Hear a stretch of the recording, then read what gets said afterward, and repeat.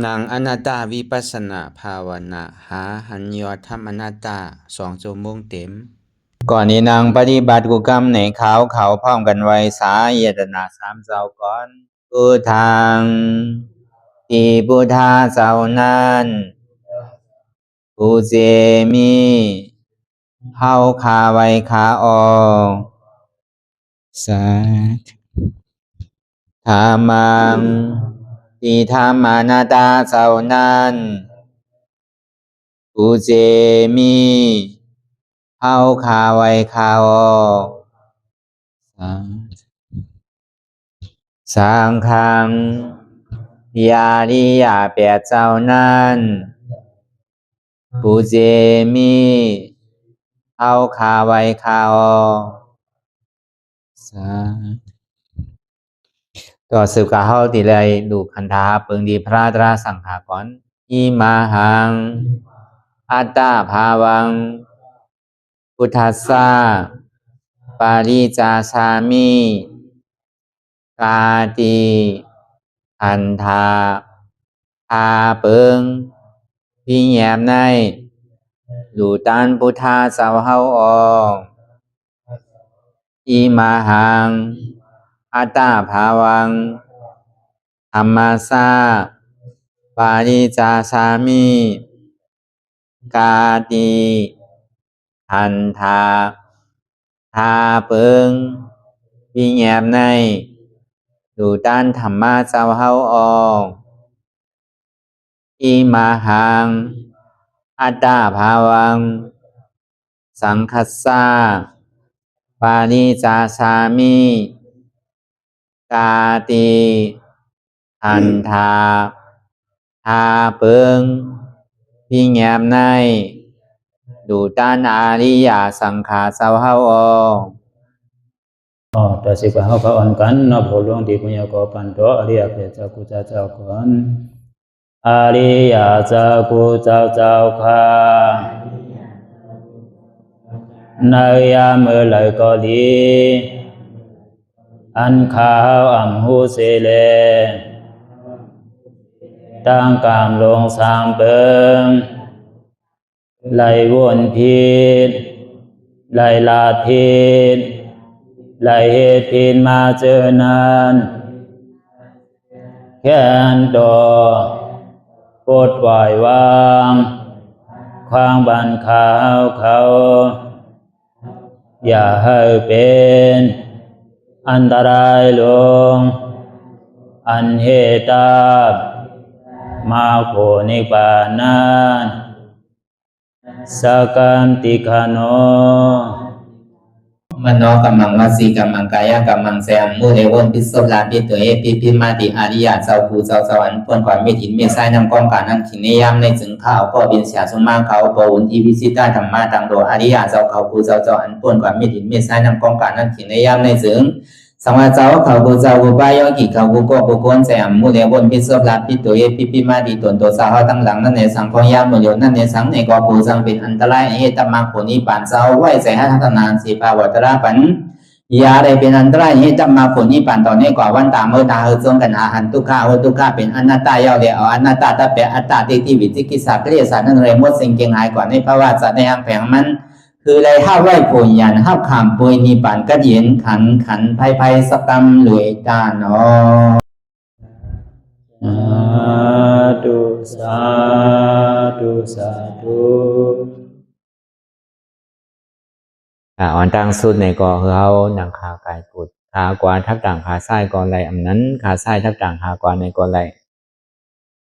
มือ2 คนต่างไว้เหนือตาเขาก็ย่าไว้ตัวซื่อๆวิเคียงน่ะวิญญาณน่ะพยายามในเฮารับหูเนอเปิดตัวยามปิงยารับตาเนอเปิดตาญาณปิงยานี่อย่างตัวที่มันนอวิญญาณหาใจเตียนเฮาหูนั่นอันใดเสียนอันใดเตียนมันพูดบอกเกิดขึ้นเป็นมานั่นนี่ก็เฮาพอหมอวนวางแทบตัดเป็นอนัตตาไหลอ่อนดังเฮาไปหันเจ็บไปหันทุกข์ไปป่องแจงเลี้ยงใจเหนืออนัตตานี่ก็เคยดีลมเคยใจเขาออกกันตั้งเคยใจเขายาวๆเคยใจออกยาวๆเคยใจเขาลึกๆเคยใจออกลึกๆเขาเกิดออกตายเขาเป็นออกรูปบ้องเกิดแยกตายไหน แต่ว่าเฮาตัวหลอกๆหลายๆแกเฮามีญาณทั้งหันสื่อใจญาณทั้งบนสื่อใจหันเฉพาะที่มันนำอุปเปิงแล้วตั้งแต่สิวต่อไปที่ไหนมีอันใดพองละไหนที่ว่าเป็นเฮามีเฮาเตียนเฮาอุปเปิงพองอำไหนในอำใครเข้าก็เข้าอำใครออกก็ออกอำใครป้องก็ป้องอำใครแวบนี่ก็แวบอยู่ที่ได้มันใครเฮาอันป่องแสงแรงใส่ว่าตั้งแต่สิวต่อไปที่ไหนมันใจของเฮานามันเป็นอนัตตาตัวในก็อำใจเก่าอนัตตารูปะขันธาอนัตตาอยู่ใส่พวกใส่ปีวนลือวนเหลือเปลี่ยนเรืองเปลี่ยนเล่างุนยิดหยาบขึ้นขั้นขานใส่ซ่าใส่อำดีวนตั้งหลังป่องตั้งหน้ากำบอยกบวนสังใจเดียมันเป็นอยู่เสื่องนั้นนั่นนี่ก็คือหัวอันตั้งซ้อมที่มันเป็นอยู่มันวนตั้งหลังก็หัวมันวนตั้งหลังมันวนตั้งหน้านี่ก็คือหัวมันวนตั้งหน้าอันมันวนสังลาลานั่นนี่ก็คือหัวมันวนสังลาลาอีป้วนมานั่นนี่ก็มันเหมือนหนังก้นตายเตียนย่ำไปถึงเดือนนั่นนี่ก็เหมือนหนังก้นตึกนอนรับอยู่เตียนวนอยู่หันอยู่บนนั่นนี่ฮะเหมือนหนังก้นตาบอดเตียนมันพ่วงผิวกาวาการเปลี่ยนนั่นก็เปอสังนี่ก็เปอว่าใจในก็อ่ำใจของเฮามันเป็นอนัตตาใจในก็อ่ำใจเขาอนัตตาวิญญาณหน้าขันธาอนัตตาก็ในสามารถมังขิงมังข้าวมังย่ามนี่ก็เปลี่ยวมนเซ่อมีอยู่โคมังขิงมังข้าวมังย่ามนี่ก็ขี่ใจมองใจแซมดีใจฮุกใจให้ใครห้องใครให้มังขิงมังข้าวมังย่ามนี่ก็ดีดูจ้าดูธรรมดาของโลกโลกานั้นมันเจอกันบนน้ำเปลี่ยวอันเซ่อมันกวนทุกข้าอันนั้นธรรมดาของโลกโลกานั้นทุกข้ามันปอมากก็อย่าไปโกสุข้าปอมานี่ก็อย่าไปเนียดส้มปีข้าปอมานี่ก็อย่าไปคาดจังว่าอยู่กับทุกข้าอย่าไปโกทุกข้าอยู่กับสุข้าอย่าไปติดสุข้า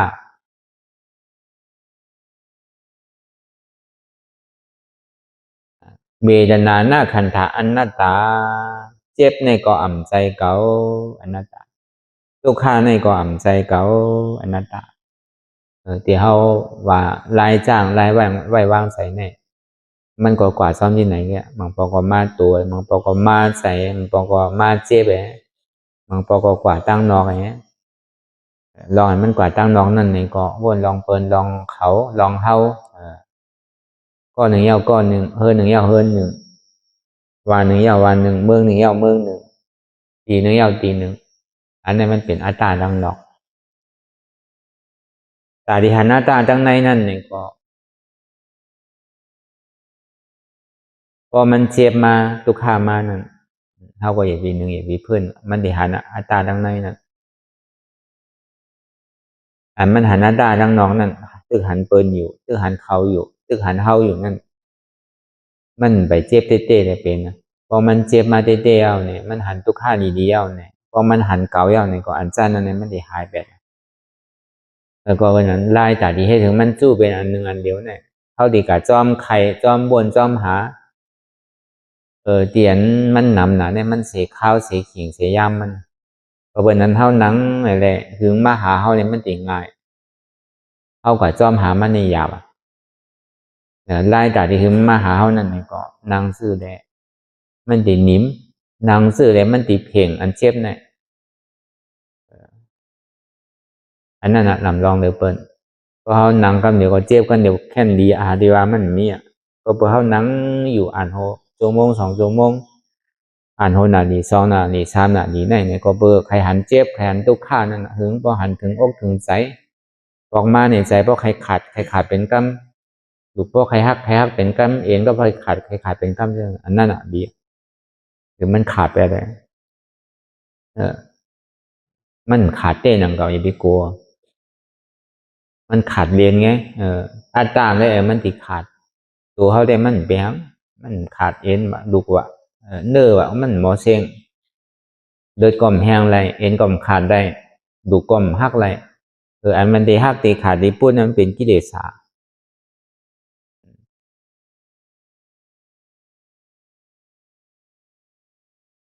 ก็เบอร์นั้นไล่ไว้วางใส่ในเข้าป่องแจงเลี้ยงแสนอะไรก็เอาอันนั้นให้การตลา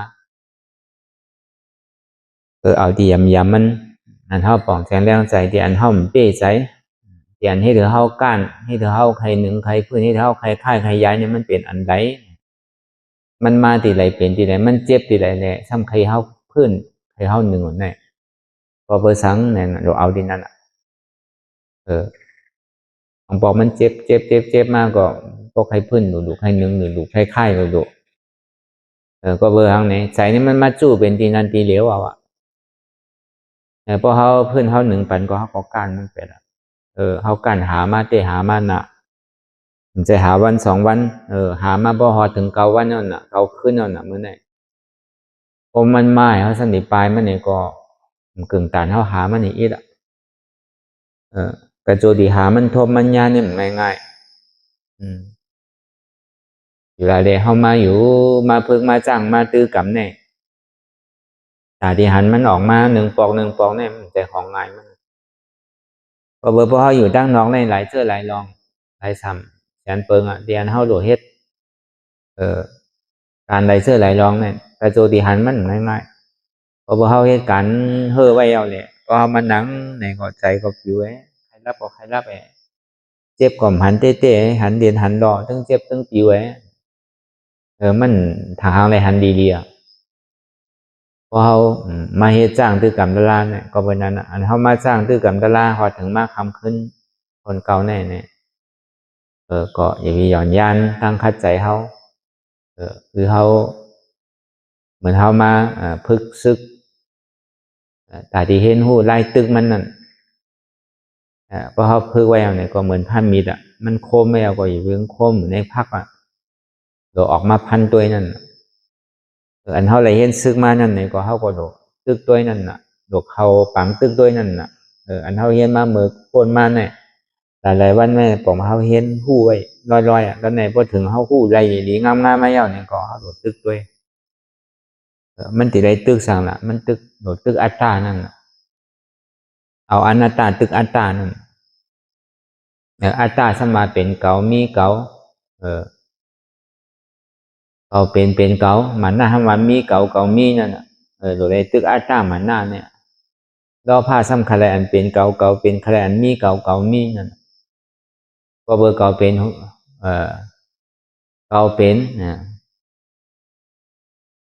เก่าเป็นโหเก่าเป็นขาเก่าเป็นมือเก่าเป็นตัวเก่าเป็นใจเก่าเป็นเจ็บเป็นโหเก่าขาเก่ามือเก่าตัวเก่าใจเก่าเจ็บเก่านี่เป็นอัตตามาหน้าห้ำเก่ามีโหมีขามีมือมีตัวมีใจมีเจ็บโหในมีเก่าขาในมีเก่ามือในมีเก่าตัวในมีเก่าโหในมีเก่าใจในมีเก่าเจ็บในมีเก่านี่เป็นมาหน้ารอผ้าซ้ำคะแนนอันเป็นเก่าเป็นคะแนนมีเก่ามีอันรอบผ้านั่นเป็นเหตุละเพราะมันเจ็บมาหนึ่งก็ใครพื้นใครหนึ่งใครค่ายใครยายใครเปิดตามึนตาใครมองขิงมองขามองยามนั่นน่ะเป็นรอบผ้าเพราะมันใครพื้นใครหนึ่งใครค่ายใครยายใครไปใครหนีเนี่ยก็ปองว่ามันเป็นรอบผ้าซ้ำใครไรขึ้นนั่นน่ะปองว่าใครจุ่นใครพาว่านั่นน่ะใครไรโหไรขาไรมือใครไรตัวไรใจใครไรเจ็บขึ้นนั่นน่ะรอผ้าในใครไรขึ้นนั่นป้อมใครไรได้มันหนูเพื่อนเอาน่ะป้อมเพื่อนในปองมันใครไรเมียลองตั้งใครไรใครเป็นนั่นมีมันเป็นเก่ามันเป็นมีเก่าเมียเพราะฉะนั้นตาติมที่เฮ็ดเกิดรอผ้าตัณหากิเลส3เนี่ยเฮาก็ดอกหมอจนพาว่างมันมาที่ใดก็เฮาพาว่างที่นั่นก็เป็นนั้นได้เฮาก็ดอกอ่องที่ไหนถึงมันพออ่องถึงมันพอจบหลักสูตรเนี่ยมันห้องว่าดอกลายตาตีตึกต่อตาตีเห็นหู้ไว้นั่นเฮาพอเป้ไรที่ไหนเป้โตเป้ใจไรที่ไหนพอเฮาเป้โตเป้ใจไรที่ไหนในตาเฮาดีก็ยิ่งต่างที่ต่างๆนี่มันเป็นรองหยาบเป็นง่ายไปหมดเป็นรองอันหยาบอีกพอเฮาอ่องเป้ที่ไหนแล้วน่ะรับรองมันดึงก้านก็อ่องเป้ได้พอผ่านได้อยู่ไรคือเฮาเลยผ่านนั่นน่ะพอห้ามผ่านเนี่ยเฮาก็กว่าที่ได้เฮาดีซุ่มดีๆเฮาดีก้านมันอยู่ดีๆพอห้ามผ่านนั่นแหละอยู่ไรเนี่ยเยินเอาตัวเอามันเจ็บมันโกนมันขึ้นมันเหมยมันแกนมาเนี่ยก็พึกตัวพึกหันพึกหู้พึกยอมภาพอะไรพอมันดึงเป็นธรรมดาของมันอยู่ยาว ลองเจ็บลองเสียบลองไหมนั่นพอเขาตัวได้เข้าพื้นหนึ่งเนี่ยก็มันค่อยๆล่างต่อถึงมันพอจืนปอดขาวใสกว่าต่อถึงมันพอมดใสกว่ามันก็ซ้ำสากว่าถึงว่ามันไปโทษไปย่าเตือนนี่ก็บอกว่ามันมดใสมันล่างปอดสุกสีตัวเฮาใจเฮาอันเฮาได้โกมาปีเอาเข้าหึงเตียนเฮาโกผุ่นไว้นั่นนี่ก็มันซักบันเฮามันทุกมันโทบันเฮามันสีบันเฮาต่อใจเฮานั่นพอมีหลองตั้งห้าฐานมามีหลองตั้งนำกัดมาได้ก็เลยว่ามันเป็นคอนนำรองนั่นก็คนเฮาอย่างก็ให้ถึงดีถึงตั้งเห็นหูถึงพอถึงดีถึงตั้งอย่าปีมีหลองตั้งหย่อนย่านตั้งคัดใจล่านั่นอย่าปีก้านล่านั่นน่ะผ่านเฮาเฮ็ดอยู่เนี่ยโกก็อย่าปีโกก้านก็อย่าปีก้านข้านก็อย่าปีข้านลืมก็อย่าปีลืมเฮาเฮ็ดการนั้นใดก็คือเฮาป่องแสงแรงใจการนั้นนั่นเดียวกันดีแน่เดียวกันเฮาเฮ็ดอยู่มันเร็วแน่มันโดใกล้ไว้เสะมันโดโกนั่นน่ะพอเฮ็ดเต้ก็เป็นก็เฮ็ดไรเฮาก็เฮ็ดไรเป็นก็เป็นก้นเฮาก็เป็นก้น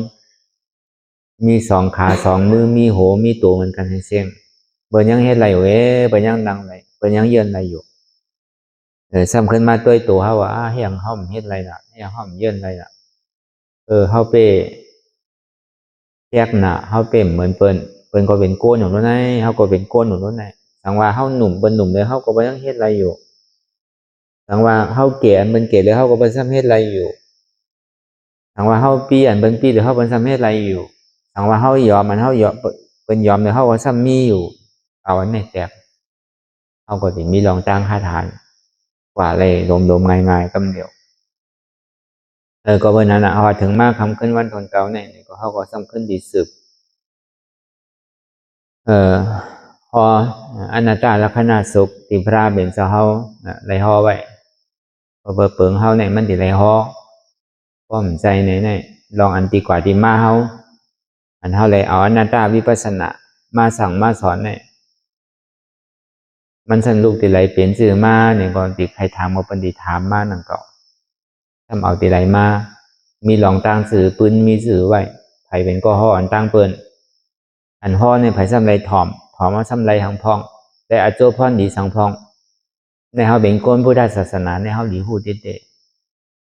แล้วก็เบอร์ทางในอนัตตาเนี่ยมันเป็นไล่ปอดมันเป็นไล่อันซุกซักยุงยากหยังพอป่องแจงแรงใจว่าเป็นอนัตตาเนี่ยก็ปอดเดอเสียอนัตตาเนี่ยก็มันมีอะไรทั้งอันซื่อเสียดเลยเสียอนัตตาเนี่ยก็มันมีอะไรแทงอันโกเจอโกร้องเนี่ยมันตึกเป็นกิ่งเป็นหมอกเป็นไหวมันเงี้ยมันไปเป็นหักเป็นโหมันเถอะถึงร้อนถึงแก้มมันเถอะแล้วก็เบอร์นั้นเนี่ยพอเบอร์พอถอมเอาได้มันพอใครพอเป็นเมี่ยวหมักพี่ก็มันเพชรหนานั่นน่ะเนาะพอคนหมักพริกนั่นมันโดดกินอันเพชรได้หนึ่งน่ะเนาะพอเป็นเมี่ยวเกิดเจียมเนี่ยก็มันเจียมหนานั่นน่ะมันมีน้ำหนักโลเกิดเนี่ยอันเจียมมันในนักหมอกหลายจ้อยมันจังว่าอะไรนะเพราะเมี่ยวเกิดเจียมหมดเจียมนั่นน่ะเจียมกระหือมันจังมาแตกหนึ่งเลยว่ะน้ำหนักมันมีกระหืออันวันเลยตั้งเพชรนั่นก็เหมือนนั่นนั่งเก่ามันถึงดีถึงโตถึงใจถึงอกถึงใจเสียบถึงพอเสียบถึงอกถึงใจเจียมเนี่ยก็พอเจียมพอถึงอกถึงใจมันจะดีหู้เพราะมันเป็นนั้นไหนมันยังตึกว่าตัวเศร้าเก่าเนี่ยยังตึกหนุ่มอยู่ไปเป็นสังง่ายๆไปตายง่ายๆเตอะยังตึกอยู่บ้านตัวเศร้าเก่าเนี่ยหนุ่มอยู่ย่อกาสังกอมเป็นตั้งตายย่อมไปตายง่ายๆยังตึกเปี่ยวตึกมวลอยู่มันดีทางเป็นที่นั่นแปดมันดีอยู่เจริญสลาเป็นอะไรอยู่ตรงตัวเรื่องคิงแปดอยู่ด้วยความมาตาแปดแล้วก็วันนั้นนะเขาพอดีปุ๊กตีตื่นตีโกตีแหเตียนมันเป็นอยู่เตียนเฮาเลยหับมาเนี่ยมันเป็นกองนักโลงเป็นกองทุกข้านักโลงเตียนมันนักไว้เฮาเนี่ยเขาทำมาพึกแต่เดียวออกเตียนมันคำใจเฮานั่นอันใดที่มันหยาบอันใดที่มันคำคำใจเฮาว่าเฮาโดฮัดจุนไว้ในใจนั่นเนาะมันใจว่าโดได้ว่าออกชอบเต็มใจนั่นเก่า บางเจอบางเมียวในใจลึกๆในห้องจังรัดมีใครบางเมียวที่เป็นหันเนี่ยก็รัดอะไรอยู่หันใดอยู่กล้วยกับอันลึกๆได้ๆเนี่ยลองอันเฮาจิตเฮาจับเฮาเปลี่ยนอยู่ลองอันเฮามีลองตั้งไม้ตั้งห่อนอยู่ลองอันตั้งมีลองตั้งไม้ใส่อยู่นั่นเพิ่นไผก็ไม้มันโตไผก็ไม้มันเปิ้นฮู้ซ่อมเฮาเสียงกล้วยกับนั่นมันเป็นอยู่ที่นั่นเสต้าในก็เฮาก็เลยพึกไว้พึกตาดีจุนพาวางไว้ในรอบข้างเฮาผู้ซื่อผู้ลองมันเป็นตามธรรมละที่มันถูกดีเป็นมีปุนพรสื่อก็เฮ็ดปุนพรเจ้าเก่ากว่าเตาดีตัวเจ้าเก่าเฮ็ดไรถึงขิงถึงข้าวถึงยามมันมาถึงก็การดีไรปล่อยดีไรพาดีไรวางดีไรจุนใจเฮาดีเจเลยมัดก็จำเฮากูตีกูป้ายก็ให้มันเป็นไรอันนั้นจังว่าเฮาหลุดไรเพิกจุนไว้ป้อมเอาก่อนอะไรดีไรเฮ็ดหรือป้าก่อนอะไรดีไรเฮ็ดหรือแบกอะไรให้ดีไรเฮ็ดหรือล่ะเฮาหลุดเพิกวางไว้นั่นคนเฮาหัวมันทมยาก็ตึงดีไรผาดฮักก็คือก็เลยได้ผาดมันอย่าไรมันจังกับอู้เปิงพ่องมันไรตัวเขาในฮักพวกตันในก็ช่ำได้ผาดมันนำเก่าเขาไม่เคยผาดก็มันดีผาดเท่าวันหนึ่งเจ้าเขาใครอยู่เจ้ามันเกิดก็มันอยู่เจ้าเท่าไรนำเก่าก็ถึงขิงถึงข้าวถึงย่ามก็กลายเป็นได้ผาดอย่างว่าของอะไรเนี่ยก็มันกึ้มจังจะเอากับเป็นเจ้าเป็นของใช่จังเอามักมันมาเป็นเท่ามีเท่าเต้นอย่างว่าอันเท่ามาพึกอยู่อันนาตาเนี่ยก็เหมือนนั่นนำเก่าพอเขาพึกเห็นหูอยู่ไว้เสื่องนั้นเนี่ยเขาอยู่ที่ไหนเศร้าที่ไหนมีชื่อเปลี่ยนชื่อเพราะมันเกิดขึ้นมากก็เมียวอันเท่าไรเฮ็ดสังไว้เนี่ยก็เข้าตึงอยู่ในขามเพื่อกับพวกขามเนี่ยมันตุ้มเตอก็การอยู่ในย่อมหับที่มันเป็นอยู่ย่อมหับสภาวะเดียมันเป็นอยู่ก็เข้าก็หลงแก้ใครกว่าเมียวอันที่เข้าไรเฮ็ดไว้ตั้งนี้ก็เข้าตึงอยู่ในจำเพื่อกับพวกจำนั่นอย่าไปหลงตัวลืมคิงอย่าไปหลงตัวลืมห่างมันใจดีก้นเท่าในดีเปียวเสะติกามวิวเสะคู่ใจเลยมือเขาตุกข้าของนั่นมือเขาหยาบของนั่นพวกเราเนี่ยมันพอมันเปียวนั่นเปียวป้นเปียวเลือมันก็จังเป็นกว่าวายมาซ้ำตุกข้าแทนนั้นเพราะฉะนั้นเนี่ยการเรียนเขาเห็นหูลองตั้งการปล่อยว่างเนี่ยการปล่อยพาปล่อยว่างของนักหลงเรียนเขาแหวกมาเรียนเขาเก็บชิมไว้หอมนั่นเจรีดออกมือมดเสียงใหญ่ที่มันมีอย่างดีมายามาเกามาผูกมาเท่าไหร่กว่าอะไรก็คือมันพอทางอะไรกว่าเฮ็ดสั่งก็ทางอะไรเฮ็ดเพราะว่าลองตั้งดีกันลองตั้งดีได้ก็มันทางดีเฮ็ดนั่งเก่าถูกดีเทิงถูกดีโกนั่งเก่าลองตั้งดีได้เพราะลองตั้งดีเนี่ยเพราะเขามีอย่างมัดผูกไว้ในก็เขาก็ทางอะไรเฮ็ดดีงามเพื่อลองตั้งดีเนี่ยมันมีอย่างมัดไว้ก็มันต้นลืมหมดแล้วพอซ้อมใส่กิเลสาเนี่ยก็ตัวเจ้าเก่าเปี่ยวม้วนเนี่ยก็ยาว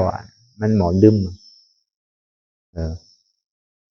มันหมอปล่อยพาว่างเป็นอะไรปกติให้ลองตั้งเบิกลองตั้งดีลองตั้งเปี่ยวตั้งมนแล้วก็วันนั้นปกติให้ลองตั้งดีในซ้ำมีอันมันไว้มันเป็นทุ่งสามมันแต่ที่ให้ลองตั้งดีหนึ่งปองเนี่ยมันมีอันที่ฮับเต้าไว้กูกินกูข้าวยำอันนึงยาวจับอันนึงเมียวหนึ่งยาวจับเมียวหนึ่งเพราะอันดีให้ดีกว่าที่สร้างเอามัดเส้นหนึ่งก็มัดเส้นหนึ่งอันมัดขาก็มัดมือมันป้อมจังเป็นจังกว่าไร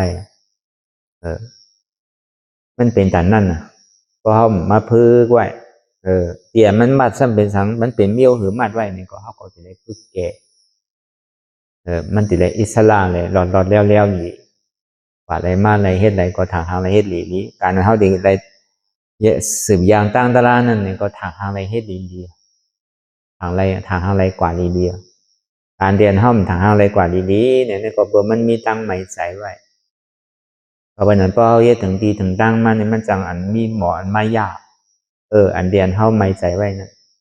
ที่เฮ็ดคือเป็นฮือละพอมือกว่าเมื่อเปลี่ยนแน่ไผดีตัวไผดีรุ่มลาเขาละที่เฮ็ดไรอยู่5ที่ไหนเนี่ยอันนั้นมันมากกู3แสนเปิงทำขึ้นตื่นหู้ตัวไว้ตัวเจ้าเก่าเฮ็ดอยู่พองยามเมื่อเดี๋ยวเนี่ยมันเป็นการดีโดผู้มีปิ่งยาเขาเสือตัวก้องเสือตัวแม่เขาเนี่ยเป็นยองย่อโลกันเฮ็ดเมียวกันเมียวในเนี่ยเมียวคนที่เป็น คนเบิกคนเดิงคนดีเลยอันเป็นเฮฮับตับนั่นอันเป็นยองย่ออันเป็นเสียเนนั่นเป็นเมียวคนมีสารดิที่เมียวผู้ศีลผู้ธรรมเมียวผู้จักบุญจักบาปไปอันเป็นเฮฮับตับเนี่ยเวลาการเมียวในการดีการทอดตานเมียเนี่ยมาเป็นซี่ก็ไรมาเสด็จก้องเสด็จเมียมาเจ้าอริยสังขารพระเจ้าบุตรยาหันตะถ้าเป็นเจ้าก็เป็นยองย่อลองการดีเนี่ย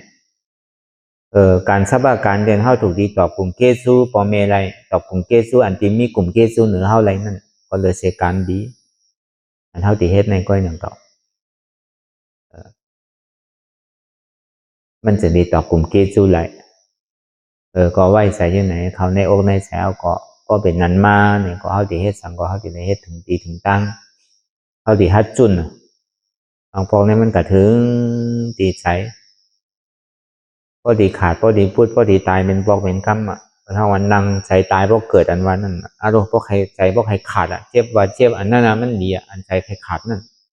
หรือมันขาดไปเลยก่อนดีมันสุกซักใจเก่าเขาเนี่ยใจเมือกใจเรื่องเขาเนี่ยของมันดีเดี๋ยวเอาขาดไปนั่นพวกใครใจดีพวกใครใจใหม่ไรใจที่อันนั้นมอเกิดไรใจอันโตตอนได้ใจใหม่เนี่ยแค่มันจังหวะลองแค่มันได้ก็พอไผ่โทษไผ่ยากก็จะได้หัวมันโดดเป็นใจเมื่อนั้นมันจะได้กระเย็นได้ใจเก่าเนี่ยมันดีร้อนมันเป็นใจอากุโสไปนำเป็นใจเมือกใจเรื่องใจขี้เกียจใจคอยเปิ้นใจอีสานมิสระยานเหนือเปิ้นมันมีกูสามแซงเปิ้นของว่ากิเลสสายหิงหาป่านั้นก็เต็มกว่าหมดดีมันใจดีมันใจดีไรใจเก่าเท่านั้นเพราะวันนั้นเมียวใจเมียวในเมียวใจดีงามใช่ไหมดีกับหักมันเนี่ยเมียวดีก็ตัดไปเลยเอามาไว้ก็สุกซักเอามาไว้ก็ที่เขาปวดหัวเจ็บหัวหลายๆเงี้ยใจเมียวดีเนี่ยใจเดือดใจห้อนใจไหมมันเป็นเมียวดีมันมดเสียงอันนั้นคือเขาป่องใช่ไหมกันการนั้นเขาเหตุการณ์ตลาดนั่นก็เหมือนนั้นก็เพราะมันมีสังเสื่อในกูเจอกูลองเนี่ยมันดีก่อยขาดลงหายลงขาดลงหายลงก็ถึงมันพอพุทธกว่าอะไรพอเขาหัดจนผ่าบ้างก็มันมากูเจอกูลองมันสังยาวกำตูมอยู่ดีกำใจก็มีตัวก็มีกำโยกาก็มีองพุทธมีองมากกำเป็นวัดเป็นไอกำเป็นใครเป็นนาวกำเนื้อเดือดเนื้อไม่ที่ไหนมากมั่วเพราะมันใครจำมันเพื่อกลายเป็นหือมีหือมากหือก็ตึ้งมันเดี๋ยวตะลายาไว้ใส่ที่ไหนกำก่อนคนเท่านี้เพราะมันเป็นใครเป็นเหมือนเป็นสังมาเนี่ยมันกูมาสอกหายย้ายนั่นเรียดีหายกินก็ซ้ำหายนั่นก็มันหยอกเข้าทางที่นั้นมันดีโกนเขาว่าคนเท่านี้มันมาเนี่ยก็มันก่อมแต่ว่ามาจอมเท่านั้นก็โอกาสตั้งเป็นไปอยู่ไกลเป็นมาใจก็ก่อยตกมาตั้งกินก็กินมาเจตั้งเฮ็ดก็เฮ็ดมาเจเลยมันก็มาจอมใช่ไหมโอกาสมิ้วนั่นบางมิ้วก็ยาก็หมอหายบางมิ้วก็ยาก็หายยาก็ตายยาก็ตายเหมือนเขาว่ายากิเลสเนี่ยโอกาสกิเลสเนี่ยเพราะมันยาเนี่ยมันหายเนี่ยเพราะนั้นเขาไม่การตะล่ากันอยู่เนี่ยก็เบอร์เขาขยากิเลสมันพังดึกหากมันง่ายๆหากมันดึกโดยการมันง่ายๆเสียจ้าเนี่ยก็เพราะเขาก่อยคุดก่อยสอกหาที่เกาะก็กาออกได้หนึ่งเขา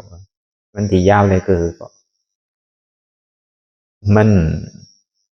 เป้ลองตั้งคัดใจเขาหนึ่งก็คัดใจที่ก็ออกหนึ่งเขาแต่พอมันถึงดินันมาเนี่ยก็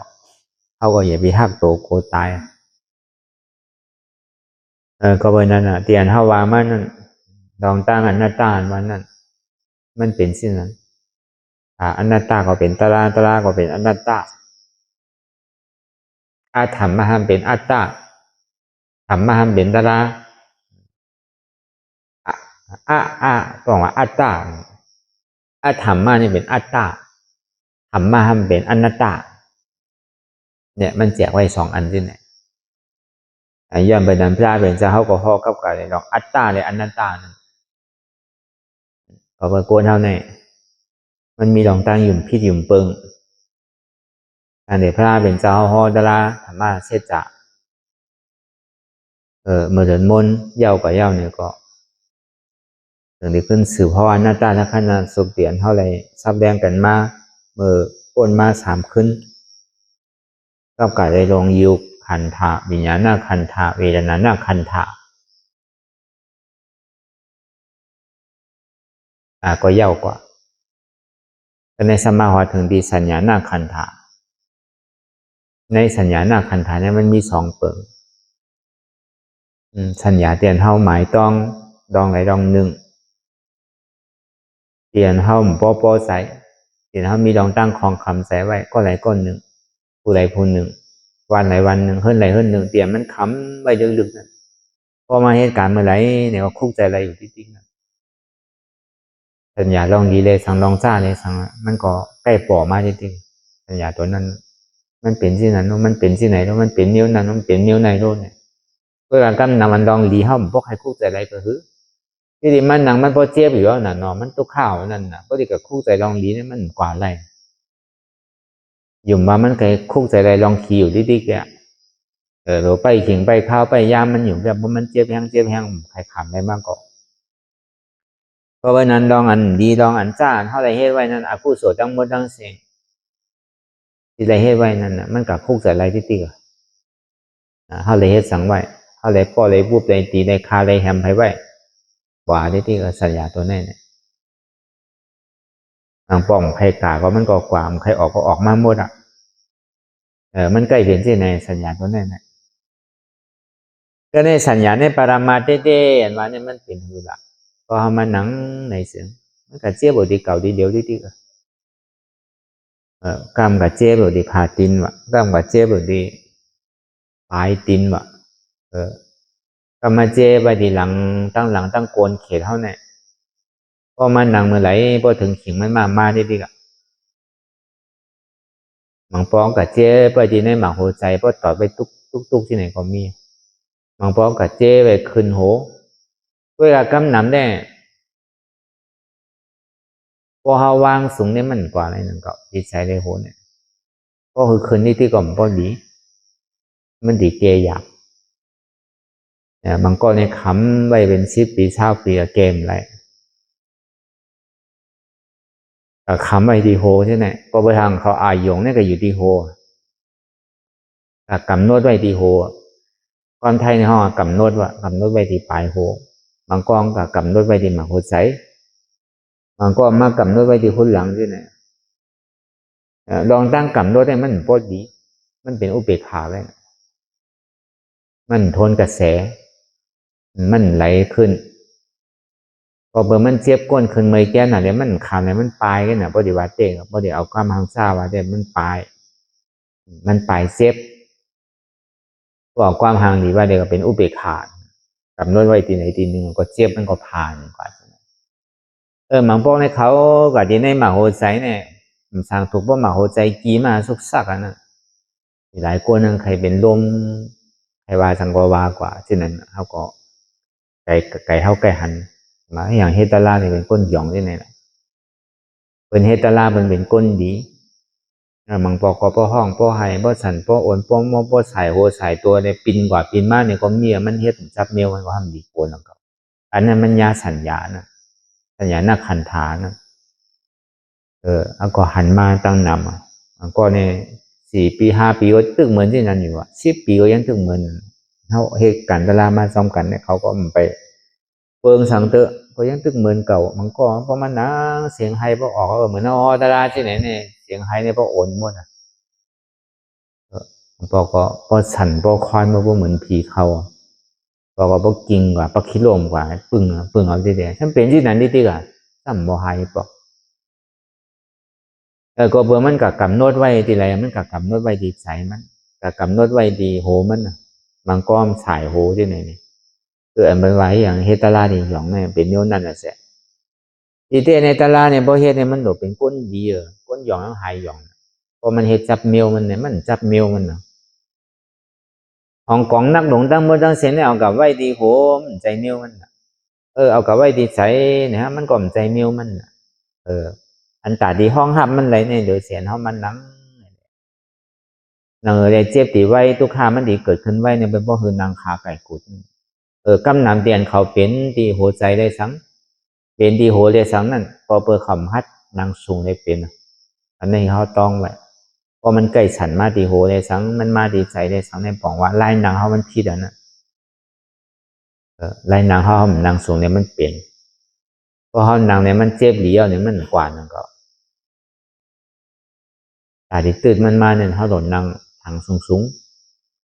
ในเอานางคัดเพกว่ากับเหนียวก็ไล่พอมันเจ็บตั้งแต่ก็ต่างตีมันเพราะใครมือก็คือบางปอก็ร่วมบ่มดีย้อนมันก้นตีเป็นก็สำคัญมาเตะบางพอมานังพอสั่นเหมือนผีเขาเพราะมาหลายก่อมาหายตาลาเนี่ยเสียงบ่โอนบ่มอกับเสียงตัวหลอกเตียนเท่าเยอะอยู่มาเดียวเนี่ยตึ้งเพิ่มเมียอันเสียงห้องเสียงไห้ก็บอกว่าใครมีชื่อก็ปล่อยออกมาเมื่อหมดในห้องหมดกันนั้นเนี่ยเสียงห้องเสียงไห้เพราะโอนหมดกันเสียงเจี๊ยบเสียงข้างเนี่ยเพราะโอนหมดที่เดียวไม่การตลาดเนี่ยมันหนูมีความอดทนนั่นหนูมีดองตังเยอะนั่นเขาสำหรับญาติเนี่ยเปิ้นอันก้นไปยำอันพอมาหันในโกไปละขำไข่ไม้ก้นที่อันศรัทธาอยู่พอมาทมยาคือสิ่งที่ก็ศรัทธามันเกิดอะไรต้องว่าตลาดเนี่ยบางเสื้อบางเมียวก็พอห้อมบางสับตีสับตังมันเฮ็ดซับลอกซับเมียวมันก็ห้ามบ่หย่องที่ในเท่มหย่องรับรองก้นหย่องก็หายหย่องก็หลายก็มันก็กว่ามาเฮ็ดอยู่หลายก็เมื่อหูดูมาได้ใครหย่องเด้อเพื่อกับพอมาตัวลายหนังมันเนี่ยมันใจนั่นมันเอาต่างเตรียมไว้นะพอเอาพื้นกับพื้นมาจริงๆอันนี้ก็เลยโตทบเลยหันมาเดี๋ยวดีเปลี่ยนลายหนังได้สั่งมากก็แค้นมาปากมันแค้นมาอยู่เกาซิบก็ซิบหนึ่งก็กะมันก็ยังลองหอลองเฮิรนลองนาหอต่อเฮิรนเนี่ยมันไปเต็มทนเด้อยังตึกมีนี่มีสินยังตึกโหลมีปุนพรตาดีเฮ็ดอยู่โพก็ไปปันอนุญาตเด้อดูก็ย่ำไปเป้โตเด้อเพราะเป็นนั้นก็มีนี่ก็กะใส่หึงนี้มุ่นโมแดหนูเลยย้อนขว้างดีพอดีมาให้การตลาดเนี่ยพอผมปันอนุญาตเนี่ยก็ซ้ำได้หนังเก่าเนี่ยพอมาให้ตลาดเนี่ยมันขึ้นเขาถูกนี้ไว้ก็เหมือนกันเข้าไปนี่แล้วไม่ให้การตลาดก็มันได้ในผ้าเป็นเจ้าตั้งปีเงี้ยไว้ก็เดียวผู้ใจก็เหมือนกันนะเขามีนี้มีสินไว้เขาสร้างร่างนี้เขาเนี่ยเขามาก็มันได้เขาซ้ำมีปอมีเมย์ปอเมย์เขาอนุญาตปันเขามาก็เขามันได้ก็มันได้ความว่าเขาไม่ให้การตลาดหนึ่งขึ้นก็เป็นผู้ยิ่งเพราะเขามีนาหอต่อเฮิรนมีเสามีโผได้ซ้ำได้ย้อนขว้างโผก็โผปวดปันมาในสองดีไรเพราะเขามีนี้มีสินเนี่ยก็ได้ตัวได้ใจให้มันยาวๆนั่นอันใครมากก็ใครมากก็ในฮาวะมันมีเวลาเลยว่าเพราะเป็นนั้นแต่มากกว่าเขาหันนะเขาตัวของว่านางในเปิ่นสุดตัวเขาโลกเปิ่นปล่อยนางซื้อก่อนนางก่อนที่นั่นก็นะเพราะถึงขิงก็เย่าที่ไหนกันเอาใจใส่นั่นเอาใจใส่ก้นนางเอาใจใส่ลูกน้องตะเป้นั่นใครนางซื้อก่อนนางกว่าที่ไหนเพราะเป็นที่นั้นนั่นมันเกยหยับเพราะห้ามเขาเข้าใจเนี่ยเพราะห้ามแต่ไว้ใจเขาที่5 เบาในเขาก็ได้ดุมลาตัวถึงจะได้ฮัดบาฮัดสาเพราะมันซับเมียวมันก็หลุดลาดตั้มเดียวนั่นก็เลยเมเดเมนานั่นลูกที่เมสายมาเนี่ยมีกองเมเดเมนาตัวใดตัวหนาตัวกับตัวมาเนี่ยกับโจมาเนี่ยอันมันเพื่อนเนี่ยมี2 ปอกกันมาอยู่เป็นรายเดือนเนี่ยถ้ามาเหตุการณ์ตลาดมาใน4-5 ปีวันนั้นมาตัวเหตุลายเหตุเนี่ยมันใจบ่เป็นที่ไหนก็แฉว่าโผก็มีลูกก็มีโผก็เป็นเพราะเพราะอีมาว่าใครเมื่อที่ไหนก็เมื่อหรอกจังหามาว่าป้องใครเมื่อก็เมื่อก็เดียวน่ะป้องใครมาก็มาว่าใครเมื่อก็เมื่อน่ะเปิ้นก็ได้หามาว่าโหาบ่ซ้ำรวมปอนั่นน่ะ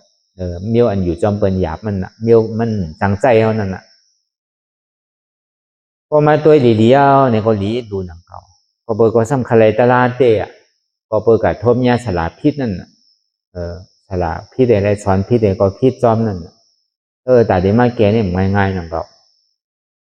ก็เลยว่ากำตึกใส่ มีว่าซ้ำหรอว่าเติกหนังเก่าพอเป็นที่ไหนได้ตอนหนังมาตัวเนี่ยมาอ่อนกันนางตะลานเนี่ยวันในบ่าเป็นรายเดือน3 เดือน 4 เดือนนั่นยังตึกขึ้นอยู่ในมาเป็นก้นเหตุการณ์ตะลาเหตุมาเป็น4-5 ปีเนี่ยมีไผสอนนะมีไผว่าเนี่ยว่ามันก็ดีเหตุที่ไหนได้ก็มันทุล่างโน้ดีแห้งก็เหตุถึงปีเนี่ยทำใครอยู่ตะลาก็เป็นนั้นได้ปอกะเฮือในเย้าโอ้เขาก็มีดูเขาก็มีรู้เป็นก็ใจจังเขารู้ตากับลุมลาดีหอดีเฮือนเนี่ยก็เบอร์ป้าบัสนาตะลาบนนะป้อมนาหอนาเฮือนนาดุนาล่างมาที่ไหนก็มีบนเนี่ยก็ทำความจับเมียวจับตีมันนั่นน่ะมันก็เป็นเช่นนั้นกว่าใจพวกใครกีไปแล้วดมหย่องเนี่ยก็เป็นห้องว่าหัวใจพวกใครรู้พอมาอยู่ที่ไหนพอสั่นเสียงห้องเสียงใครออกมาใครอยู่ใครก็ใครมันใจเขารุ่นไหนหย่องเขารุ่นไหนเขาว่าปากปูนเนี่ยมันใครกว่าเกาชิปูนนั่นน่ะอันใจดีมันมีชิปูนแค่น่ะก็ติ่มห้าติ่มตัวเนี่ยก็ซ้ำดีรู้ว่าเป็นที่นั้นมากก็พอเป็นนั้นมากเนี่ยก็จะดีว่าว่ากำตึกใส่ว่าตึกซื่อเนี่ยอย่าไปเฮ็ดหรอกตาลาเนี่ยเฮ็ดก็มันไรมีอันที่เปลี่ยนตอนหนังก้นมาไปตัวไปทิ้งหัวเนี่ยยังฮัดเฮ็ดอยู่ยังฮัดพืชหัวเนี่ยย่ำอันไหนอีแต่ย่ำนาพระรามอันไหนก้นสั่งก้นสอนอีแล้วเนี่ยซ้ำอยู่ห้างกล้วยในตีเฮ็ดตลาดเด่นตีไรอันบ้านได้ใครอยากโย่เนี่ยถ้าบอกกะเฮือเนี่ยก็กะรุมลานลูกไงเพราะลุงใหญ่มายังตีเลี้ยงเขาก่อนรุมลาโผก็ยังตีตัวถึงเขาเพราะเขาเท่าเขาเก่งมากเขาตีรุมลาเขาก่อนเพราะเฮ็ดที่ไหนว่าที่ไหนใช่มันพอเป็นที่นั้นมากก็มันก็จะดีเปลี่ยนใจแต่เฮ็ดก็ต้องเตะแค้นมาเตะนานๆในปากปุ่นในแค้นมาเกาชิปุ่นเมื่อกูบอกเนี่ยมันใจเพราะมาหันก็สั่นให้ห้องอันนี้ดิเป็นนิ้วเลยเป็นตะลาว่าตะลาสั่งอันนี้ตะลาหย่องเลยแต่ตะลารุ่นนี้คิดเอาเนี่ยว่าที่นั้นกว่าอันนี้ก็ทำดีโกนังเก่าเนี่ยโกเนี่ยมังพอใครตะลาทำจับนิ้วมันก็ทำใจนังเก่ามันดูเลยจับตีจับตังมันอันนี้มันยาสั่งนั้นเนี่ยมันยาสัญญาหน้าขันธาสัญญาตัวนี้มันดีโกนเพราะว่ามันมาเอาเนี่ยมันก็ตืดกว่ากำเหนียวเพราะว่าวนดีไซน์เนี่ยก็เอากับกำนวดไว้ดีไซน์เนี่ยก็ตืดกว่าดีไซน์กำเหนียวมันตั้นหันเจ็บหันก้นสั่นกำเหนียวพวกมันพีเขาบางคนใช้เนี่ยพอเป็นปึกกำเหนียวพอปล่อยให้มันเฮ็ดสิ่งนั้นดีๆมาหัวใจมันดีกีพอมาหัวใจกีก็ขย่องอยู่ไรมังปองแน่เฮ็ดตะล่าหย่องเป็นเนี่ยที่นั่นก็จังมีจังเป็นเพราะมันกับเขาเลือได้มันถอดออกยาสัญญาตัวนี้มันรีโกนพอถึงเขียงถึงข้าวถึงยามเนี่ยมันหู้มันมาได้ที่สัญญาตัวนั้นเมื่อนังเอามันนังอยู่ก็เหมือนกันเพราะว่ามันนังไม่มันกัดเจ็บอยู่ที่นั้นยังเรียกยังเจ็บตัวกับตัวมาถังมาเพราะมามันเรียกแต่มันเจ็บเร็วผมใจเรียกเกลือซ้ำเจ็บกันนั่นเหมือนหนังเข็มแต้งเอาพอมันมาหนึ่งก็ในพวกขยึกกับพวกใครลุกแรงตั้งเจ็บมันแซวใหญ่ได้เจ็บนะเด็กๆก็เจ็บสั้นดีไรเกซื่อล่ะในสัญญาตัวนั้นไรเกมันก็มีน้ำไว้หนึ่งก็มี4-5 ข้อหนึ่งก็ข้อที่1เพราะว่ามันเปลี่ยนที่นั้นมาในซึ่งเอาสติเขาเนี่ยไม่อยู่ดีร่วมถอยใส่เขาย่อมออกก่อมไรออกย่อมเข้าก่อมไรป้องย่อมเบียบก่อมไรเบียบย่อมป้องก่อมไรพอมันผัวมาดังหลังในซ้ำเอาหน้าตาตัดซ้อมให้2 อันเอาสติมาอยู่ดีร่มเทยใจเอาวิปัสสนาอย่างนั้นตัดซ้อมเปลี่ยนมันเปลี่ยนอยู่อันเจ็บนั่นเฮ็ดสิไหนพอมันไรมันยังตึงมีอยู่ในซึ่งวางไม่กำหนึ่งอันมันเจ็บนั่นเหมือนลืมมันกำหนึ่งไงมาดีร่มเทยใจกำเฮ็ดลืมมันกำหนึ่งเกิดตายมาวนดีร่มเทยใจกำหนึ่งร่มเทยใจเนี่ยมันเข้าก่อมไรออกก่อมไรอย่าไปออกก่อมบ้านแล้วอย่าไปเข้าก่อมบ้านแล้วพอเมื่อไหร่มันขึ้นไปก็ตายเนาะอันเท่าพึกกันกูวันนั้นพอมันตั้นกว่าน้ำไหนได้มันตีหายก็มันตีเป็นเจ็บมาเพ่งมาอันนั้นมันเจ็บมันเพ่งในเป็นมันเจ็บไปกับมันเพ่งมันซ้ำเรียกอะไรแต้งเอาเหมือนหนังเข็มแต้งนั่นเหมือนเท่ากับหญ้าเข็มหญ้าหนามเลยมันแต้งเอาดีๆกันทางเจ็บมันย่ำไปหายเดอในซ้ำดีเลยวนชื่อละอันมันเจ็บมันแสบมันแก่นอยู่เนี่ยมันเป็นธาตุลมเนี่ยมันใจเขาวนเป็นธาตุลมดีๆก่ะ ถ้าในมันย่ำไปหายด้วยซ้ำได้เฮ็ดอื่นล่ะดูหาทานอ่ะกับในดูตัวเดี๋ยวถึงมันบ่สุดอ่ะเพื่อก็อย่าไปกาดจ้อมันดิมันดีตื้อเท่ากว่าเพราะเจ็บตัวนั้นมาเนี่ยสัญญาตัวนั้นพอมันมาปึ๊กพอมันเข่ามาเอาเนี่ยมันใจเท่ากว่าที่นั้นนิดเดียวใครกว่าก็กว่านิดเดียวเพราะเป็นนั้นถ้าหลบพึกถอยมาพออย่าไปกว่าจ้อมอย่าไปกาดจำมันปวดยากกว่าหวังกับมันดีๆมันเคยเป็นถึงก็ยาวอ่ะตายก็ต้องมันตายอ่ะจุนเต้เพราะเป็นนั้นมาตัวนั้นมันดีหายไปพอมันหายไปแล้วเนี่ยมันดีเข้ากับดีสังขาราเพราะว่ามันวนโดยเจ็บโดยสังกัดมันลู่ไปติเตี้ยมันดีป่นพร้อมป่นตัวนั้นกว่ามันดีเข้ากับในสังขาราป้อมแต่ก็มันดีทุดออกจังไงในสัญญาตัวนี้มันดีโกนอ่ะเพราะกับว่าเห็นจับตีจับตังมันเนี่ยเพราะกับว่างดีใจโมกีเพราะกับว่างดีโหก็โหโมสันก็เบอร์ตั้งเหนืออะไรตั้งกลางในมันภาพไรมันห้องภาพไรเวทนาเนี่ยก็เบอร์มันแห้งน่ะเวทนาตัวนี้เนี่ยใจเข้ากลมภาพไรก็เบอร์มันอยู่ครึ่งกลางน่ะแต่มันดีห้องภาพอันตุกข่าอันนักนั่นมันภาพไร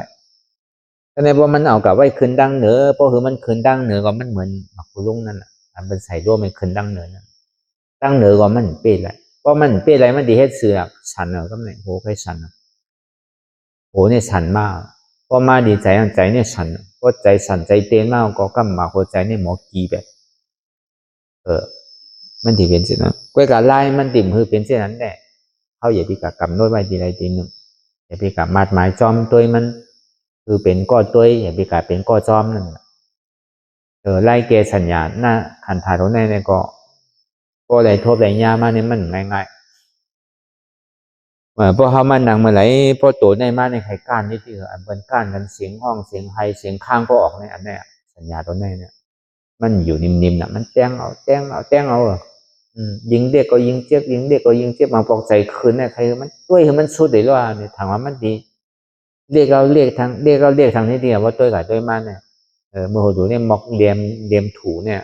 ตัวกับตัวไม้ก็ไกวยอลงเหมือนหนังเส้นโกโนให้ไกวให้มากเหมือนหนังเข็มเหมือนหนังไม้ตัวกับมันเรียกคือก็ซ้ำหายเนี่ยขั้นเจ็บเดือเก่ามันเป็นที่นั้นกระโจพูดลอกลายมันเนี่ยเพราะผมพูดลายเกมมันเนี่ยมันขำไปจริงเหนือในห้าวางกับการได้ลองสัญญาหน้าขันธาตุกขาสัญญาหน้าพวกก็หลายๆผ่านตัวนี้ก็ง่ายเพราะมันผ่านตัวนี้แล้วก็มันง่ายเพราะมันผ่านตัวนี้อะไรเนี่ยบางปองในอันวันใจพวกใครขัดให้พูดเป็นกำพอญาเอ็นพวกใครขาดนั่นน่ะพอญาดุพวกใครฮักนั่นน่ะพอญาเนื้อพวกใครเสียงกับหมดพวกกับเตยญาเดินพวกใครแหงอันว่านั่นน่ะมันเป็นตัวนั่นสัญญาหน้าขันธาตัวนี้เนี่ยก็เบอร์สัญญาหน้าขันธาตัวนี้เนี่ยกำเนิดส่วนมากก่อนมันกึ้มหนึ่งก็เหมือนมันดึกเป็นอยู่เนี่ยเหมือนมันกึ้มเหมือนมันถังอยู่ไว้กำเดียวมันถังอยู่ไว้ที่นั่นมันมันหนังมันกึ้มมันมีการตุกข่าเลยในสัญญาหน้าขันธาตุกข่าแต่ในบ่ตัวพอโหดลายมันหย่อนพอเขาตัวมันสู้ตัวยาเขาปล่อยเขาพาบ้างอะไรมันตืดกว่าเขาทำจันไม้อยู่กลางๆไอ้พวกตืดกว่าเขาทำจันไม้ตัวมันเนี่ยก็เนี่ยมันก่อยอยู่ก่อยโอนก็หายไปแต่พอมันหายไปแล้วก็มันเป็นทางละสัญญาหน้าขันธาอันนี้จาเมื่อสัญญาตัวในมันเป็นอันนี้จาทั้งนั้นมันเป็นตุกข่าก็เดียวสัญญาหน้าขันธาตุกข่าก็เดียวแต่ในพอเอาตัวหูจับลายมันเนี่ยพอมันหายมันโอนมาเยาวนี่ก็สัญญาหน้าขันธาอันนี้จาในปองว่ามันคือมันแต่ก็ในมันถึงมีทางในวนในอีเดียอนัตตาน่ะสัญญาตัวในก็เป็นอนัตตาให้ดูมันจะได้ผ่านผ่านด่านนั้นในเขากว่าในสัญญาตัวในได้ทำง่ายๆมันห้าวแห้งเต้นนั่นนะเดี๋ยวเขาซับแดงมาเนี่ยก็เป็นนั้นพระเป็นเจ้าห่อมาหอดถึงที่ในสัญญาหน้าขันธาตัวในเนี่ยก็เจ้ามหานำตัวเป็นยาหานตากว่ามันก็เจ้าก็ดีนั่งเหมือนเท่าอย่างดีคำเหมือนเท่าก็เปิดเป็นเฮ็ดนานเนาะเอาเป็นวันเป็นคืนมันโนเฮ็ดตาลาเนี่ยใจเฮ็ดเล่นแต่นางกำ2 กำเหมือนเขานางในโลกเป็นนางในถึงเมืองแรงโอ้คำต่อถึงกลางในเจ้าก็บ่มันมีสังขารตึงขึ้นแน่ลาเป็นเจ้าก็ตึงปั่นแห้งว่าพอดีให้การตลาดในสื่อบีกลุ่มการรับนอนการรับการนอนสุนนอนมาหึงสู่อยู่มาหึงสู่ก็ไม่ได้หังมาเนี่ยในคำขึ้น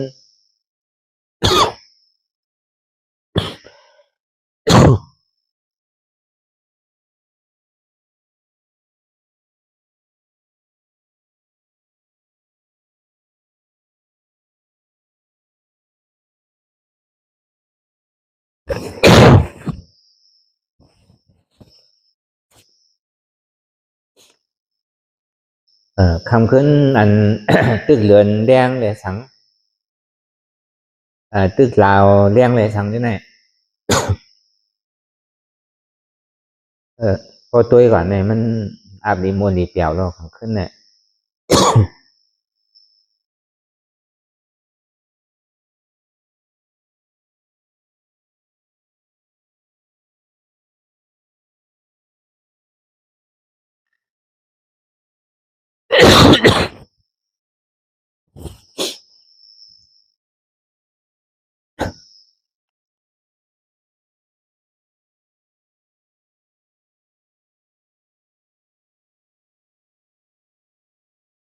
มันเป็นข้าวยาม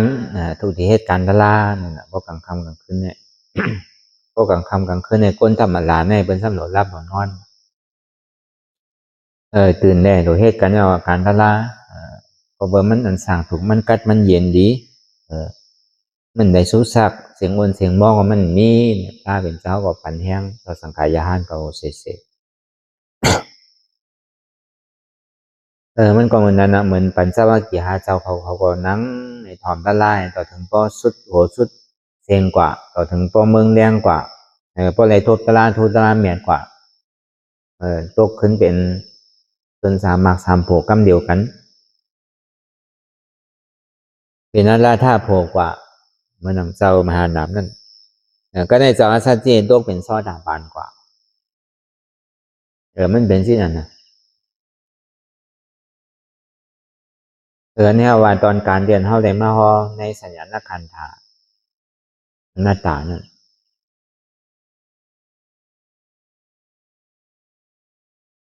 ก็เอาหัวโมโมเสียงเสียงเนี่ยก็สเปสังขารอนิจจาสเปสังขารทุกขาสเปสังขารอนัตตา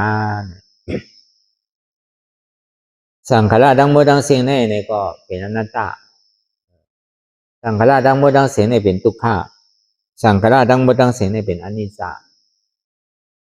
มันคืออีกนามขันธาดังโมดังเสียงสังขารเป็นทีเป็นก้นเป็นสัตวะดังโมดังเสียงก็มันกึมมันเป็นทุกข์วาอะไรเป็นอนัตตาที่ได้ว่าที่นั้นนะเนี่ยพระเป็นเจ้าก็จะนิฮอตราสุดเสียงก่อเย้าในขันธาพึงเป็นอนัตตาเนี่ยลองตั้งอัตตาเลยอนัตตาอัตตาคำว่าเป็นตัวในรูปในเป็นเกาวิญญาณในเป็นเกาวิญญาณในเป็นเกาสัญญาในเป็นเกาสังขารในเป็นเกา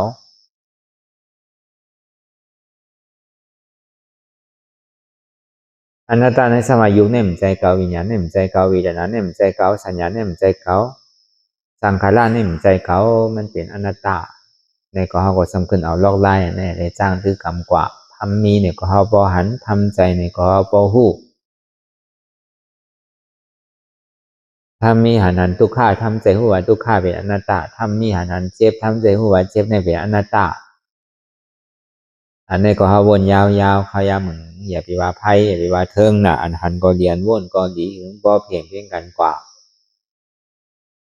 วนเราถึงเจ็บมันพอสุดวนเราถึงทุกข้านั้นพอสุดแต่ต่อถึงอัตตานั้นพอตกพุทธขาดกว่าอะไรที่มันพุทธออกเปลี่ยนมานั่นเนี่ยก็เราพอหมอวนวางแตบตัดเปลี่ยนอนัตตาสัพพอไหล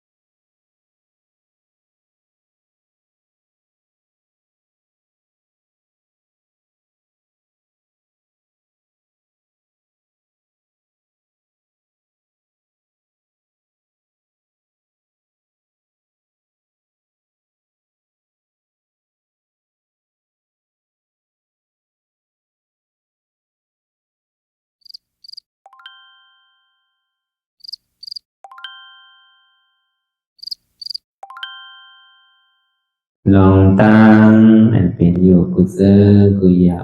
ย้ายข้องคำไว้ที่ใส่หูถอดถอนออกที่ใส่หูมันออกเสียงก่อน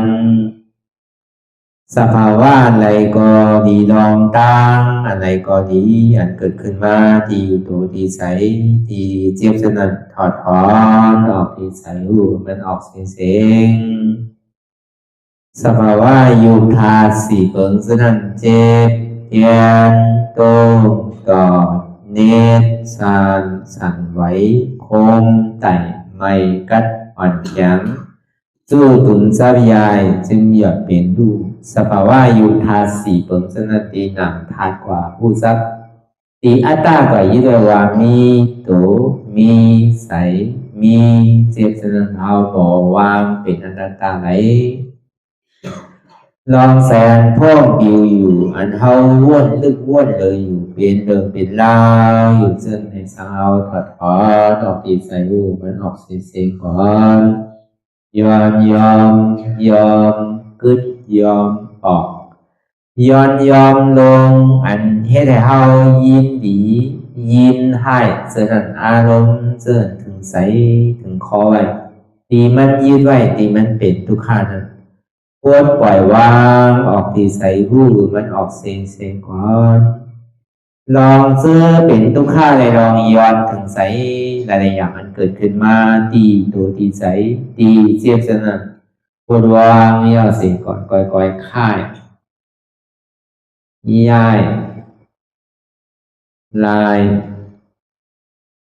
หนึ่งพื้น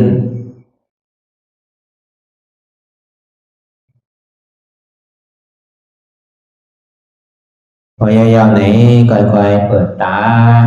มืนตาลอยได้เป็นการปฏิบัติธรรมโคตรอายธรรมอันเกิดขึ้นที่โตที่ใสที่เจ็บอันนั้นโคนหาเหตุหาเงาพระจองทุกขันนั้นต่อสืบการในเฮาที่ได้ส่งเมตตาถึงวิเนยสัตวะทั้งหมดทั้งสิ้นก่อนอิดาเมปุญญังอาสวะคายังนิบานังวาหอตุมาปุญญาภากังสเปสัตตาสัมมาลาภันตุอีตังเมปุญญังอันเฮาคาไลมาตือกรรมปฏิบัติวิปัสสนาภาวนาหาอันยอดธรรมอนัตตาในอาสวะคายังเป็นอันถาสัพตัดเปนาสวะสีเปิงเสียวแลนิพพานังตีนิพพานันขอดูให้ถึงเสกัมติคามาปุญญาภากังพรดีอันคามานาวิปัสสนาภาวนาทรงยืนปันสเปสัตตานังเอวปอเมสลาญาติกาดึงเคเจอเคได้ก็แลจากว่าสัตวาทั้งสิ่งทั้งดวงนั้นสมาลาพันตุอะไรพรดีนำกันตั้งเฮาคา ตังสิงสกัมติคาโนสาธุสาธุสาธุ ต่อสิกว่าเขาอ่อนกันนับหัวลวงที่ปุญญาโกปันโตอริยเพียเจ้ากูเจ้าก่อนอริยเจ้ากูเจ้าข้าในยามเมื่อไหร่ก็ดีอันข้าวอ่ำหูเสเลตั้งกามลงสามเปิงไหลวนพิษไหลลาดพิษไหลเหตุพิษมาเจอนานแค้นดอกปดไหววางความบันขาวเขาอย่าให้เป็นอันตรายลงอันเหตุตามาโผนิปานันสกัมติคาโนมโนกัมมังวสีกัมมังกายกัมมังแสมมุเรวนพิศลาปิตัวเอพิมาติอาริยะเจ้าภูเจ้าสวรรค์พ้นความเมตินเมสายนำกองการนั่งขินในยามในจึงข้าวก็บินเสียสมาเขาปวุนทีวิสิตาธรรมะตังโดอาริยะเจ้าเขาภูเจ้าสวรรค์พ้นความเมตินเมสายนำกองการนั่งขินในยามในจึงสังวาเจ้าเขาภูเจ้าภูบายอกิเขาภูก็ภูกวนแสมมุเรวนพิศลาปิตัวเอพิมาติตนตัวสาวตั้งหลังนั่นในสังพยามมุเรนั่นในสังในกอภูสังเป็นอันตรายเหตุมรรคผลนิพพานเจ้าไหวใส่ให้ทัศนานสีภาวตระปันยาได้เป็นอันตรายให้จำมาผลนิพพานตอนนี้กว่าวันตามเมื่อตาเฮจงกันหาหันทุกข้าทุกข้าเป็นอนัตตาเยาเดียวอนัตตาตาเปอัตตาติวิจิกิจสักเรียสันนั่นเลยมดสิ่งเก่งหายกว่าในภาวะสัตว์ในอังแผงมันคือเลยห้าไหวผลยันห้าขามปุยนิพพานก็เย็นขันภัยสกรรมรวยตาเนาะสาธุสาธุ